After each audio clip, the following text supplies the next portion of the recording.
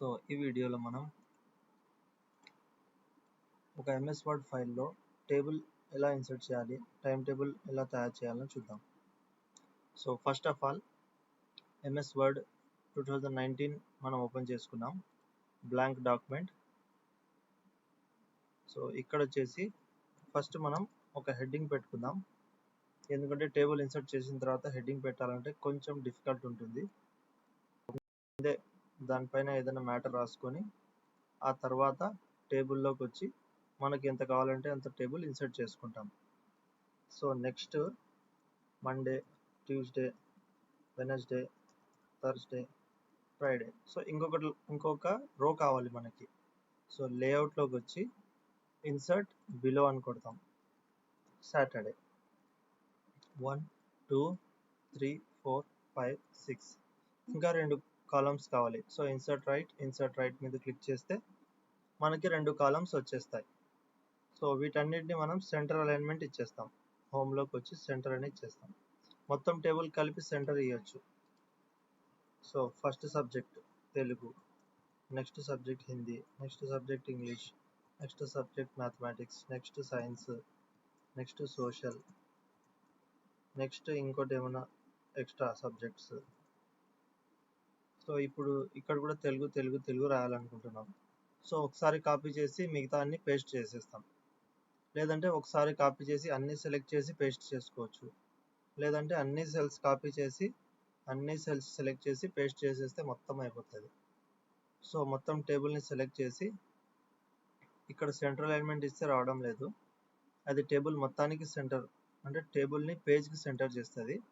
So ఇవి వచ్చేసి with in the cell ఉండే మ్యాటర్ని సెంటర్ చేసుకుంటుంది. సో ఇది హైట్ పెంచవచ్చు. నెక్స్ట్ ఇప్పుడు మనకి లంచ్ బ్రేక్ కావాలి ఇక్కడ. సో సెకండ్ పీరియడ్ని ఇన్సర్ట్ రైట్ కొట్టి సో బ్రేక్ అని రాసేస్తాం. ఫోర్త్ పీరియడ్ తర్వాత ఇన్సర్ట్ రైట్ అని చెప్పి మెర్జ్ చేసుకొని దాంట్లో లంచ్ అని రాసేస్తాం. సిక్స్త్ దాని తర్వాత మెర్జ్, కొత్త సెల్ ఒక కాలం ఇన్సర్ట్ చేసుకొని దాంట్లో బ్రేక్ అని రాస్తాం. దీన్ని మనం టెక్స్ట్ డైరెక్షన్ కూడా మార్చవచ్చు. సో ఇలా ఉంటుంది. ఇప్పుడు మళ్ళీ అడ్జస్ట్మెంట్ చేసుకోవాలనుకుంటే ఫిట్ టు కంటెంట్స్, అంటే ఎంత అవసరం ఉంటే అంత కంటెంట్, ఎంత ఉంటే అంత వరకు ఎక్స్పాండ్ అవుతుంది. సో ఇది ఒక బేసిక్ టైం టేబుల్. దీనికి కొంచెం ఎఫెక్ట్స్ అప్లై చేయాలంటే చేసుకోవచ్చు. సో సెంటర్ అలైన్మెంట్ ఇచ్చి బోల్డ్, అండర్లైన్, ఏదైనా ఫాంట్ మార్చాలనుకుంటే కూడా ఫాంట్ మార్చవచ్చు. కలర్స్ అప్లై చేయాలనుకుంటే కలర్స్ కూడా అప్లై చేసుకోవచ్చు. సో వీటికి కూడా మనం కలర్స్ అప్లై చేయొచ్చు. సో అవన్నీ డిజైన్లో ఉంటాయి. సో హెడ్డింగ్స్ అన్నిటికీ ఒక కలర్, ఈ సైడ్ వాటికి అంతా ఒక కలర్. సో ఫస్ట్ 2 సబ్జెక్ట్స్కి ఒక కలర్. ఇలా డిఫరెంట్ కలర్స్ మనం అప్లై చేసుకుంటాం. ఇప్పుడు ఇదే కలర్ కావాలంటే అక్కడనే క్లిక్ చేస్తాం, పైనే క్లిక్ చేస్తాం. లేదు వేరే కలర్ కావాలంటే మోర్ కలర్స్లో కిందికి వెళ్ళిపోయి వేరే కలర్ ఏదైనా చూస్ చేసుకుంటాం. సో ఇలా స్టెప్ బై స్టెప్ మనం మనకు కావాల్సిన కలర్స్ మెన్షన్ చేసుకుంటాం. ఇలా సో బ్రేక్స్కి మూడిటికి ఎల్లో కలరే ఇచ్చేస్తాను నేను. ఇది సో ఇలాంటి కూడా కలర్స్ మనకి చేసుకోనికే మనకి ఇష్టం లేదు, వాళ్ళు ఇచ్చిన రెడీమేడ్ కలర్స్ వాడాలనుకుంటే వాడుకోవచ్చు. సో ఇవి ప్రీడిఫైన్డ్ కలర్స్ అన్నమాట.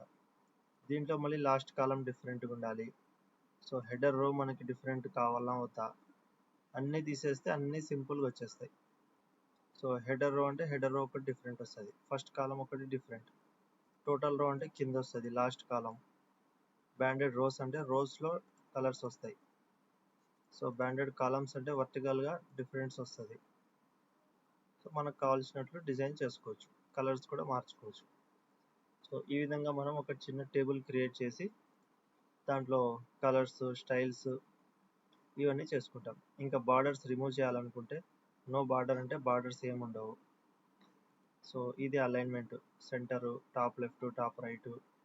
సో ఎరేజర్ అంటే మనం మధ్యలో ఉండే లైన్స్ని ఎరేజ్ చేసేయచ్చు, ఆ సెల్స్ కలిసిపోతాయి, మెర్జ్ అయిపోతాయి.